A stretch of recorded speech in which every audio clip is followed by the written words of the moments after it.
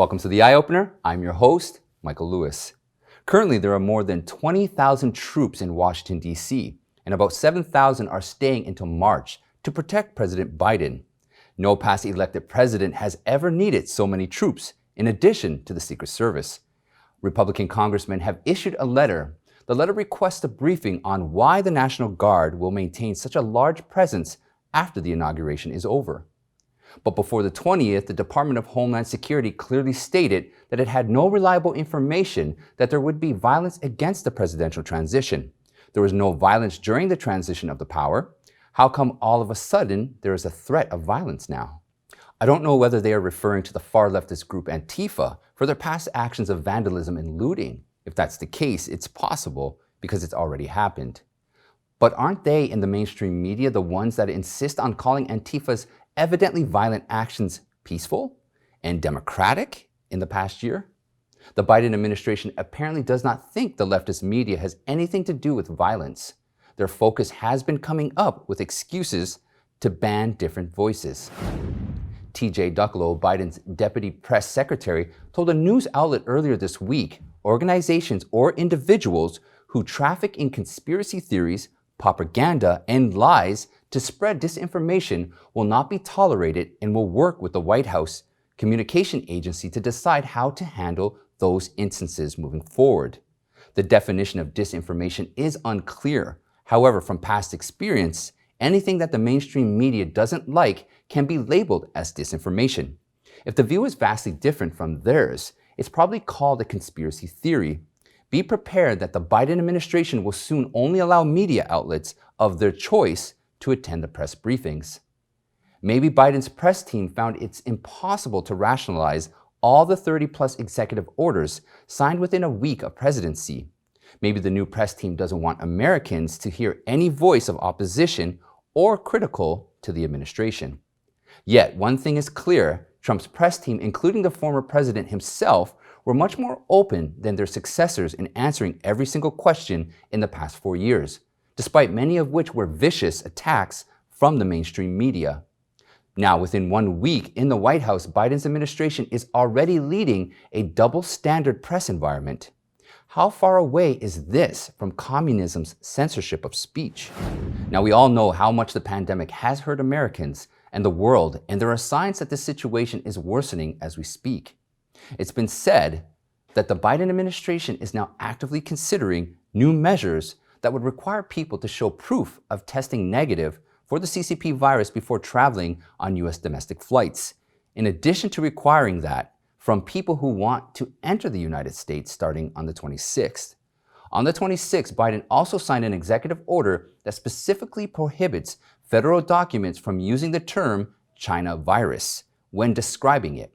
This name was called out by former President Trump last year when the Chinese Communist Party was desperately trying to shrug off responsibility for the pandemic. The News reported that this executive action is to address racism towards Asian Americans during the pandemic.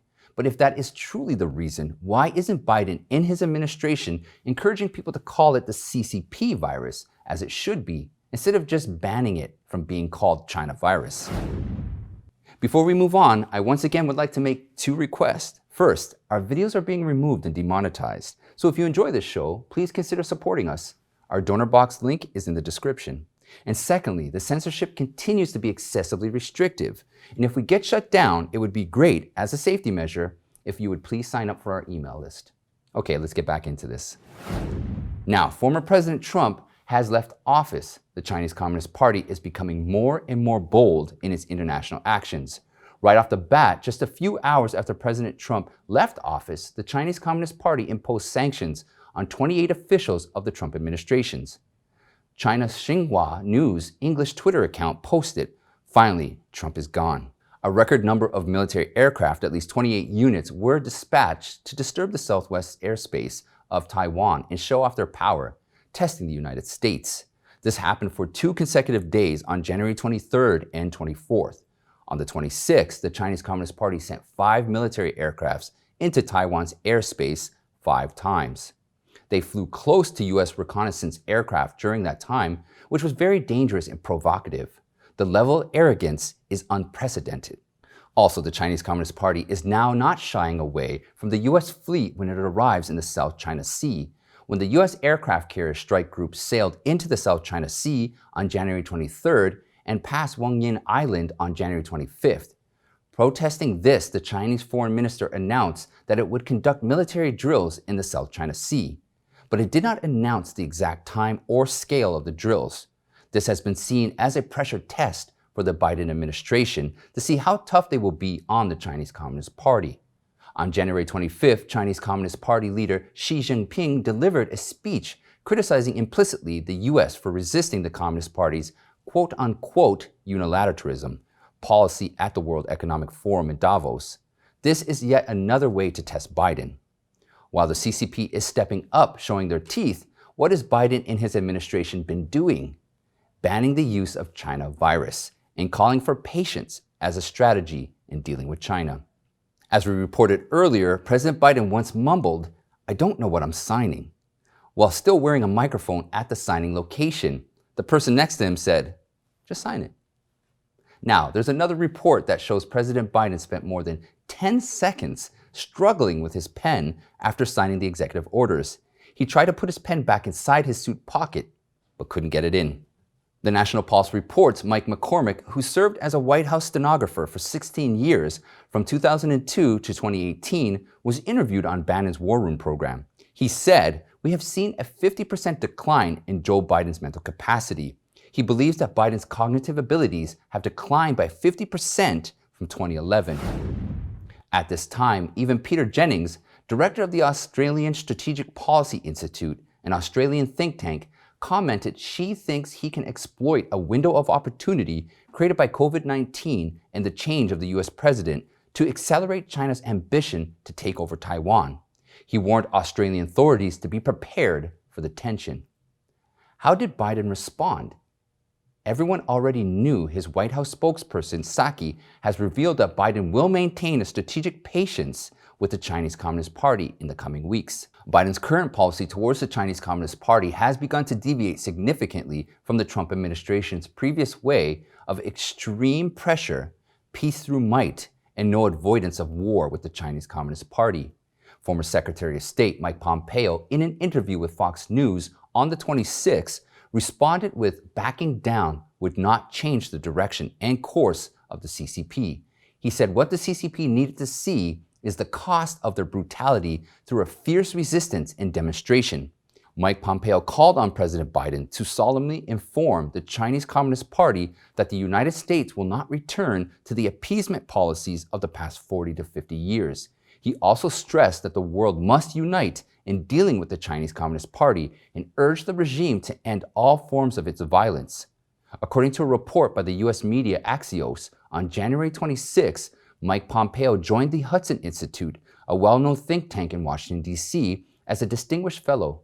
He is very popular among conservatives, and his published research findings are very influential in the conservative community. At Hudson Institute, Mike Pompeo will have the opportunity to participate in U.S. political strategy discussions. He will have access to conservative political contributors. In recent years, the Institute has included a focus on Chinese Communist strategy, Chinese Communist spy infiltration, and threats in the Taiwan Strait.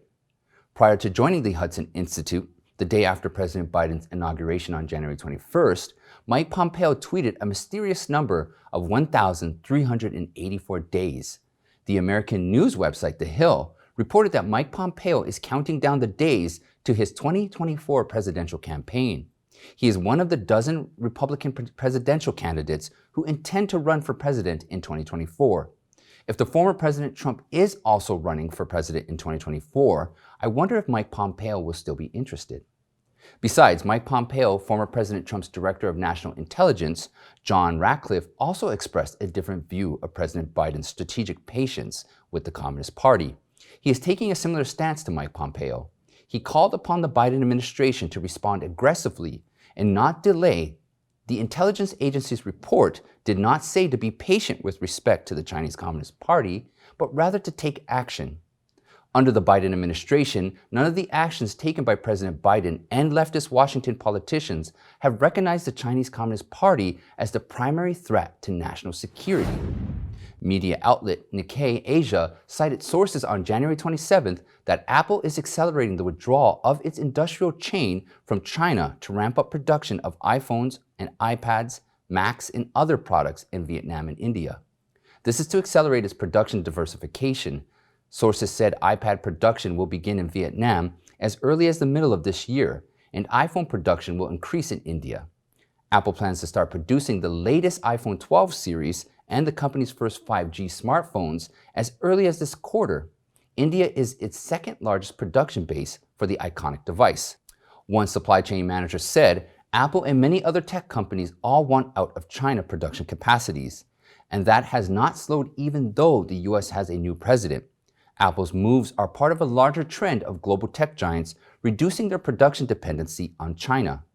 China's rising labor cost, the prolonged trade tensions between Washington and Beijing, and the outbreak of the CCP virus that severely disrupted the supply chain have all raised the risk of awareness of depending too heavily on China.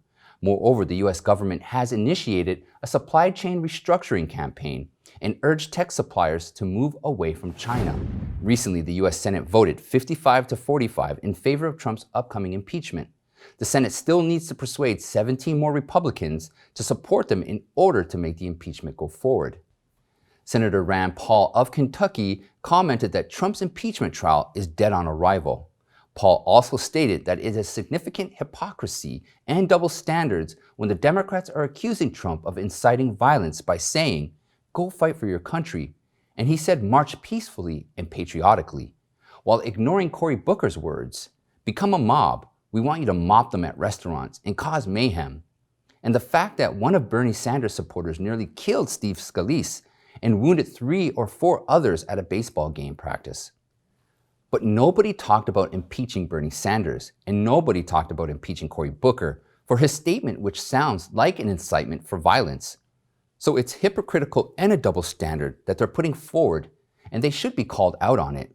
Senator Rand Paul continued to say, "We should not be shy about calling them out." Well, that's it for today, my friends. Please like and share, and if you haven't yet, please subscribe, and I'll see you next time.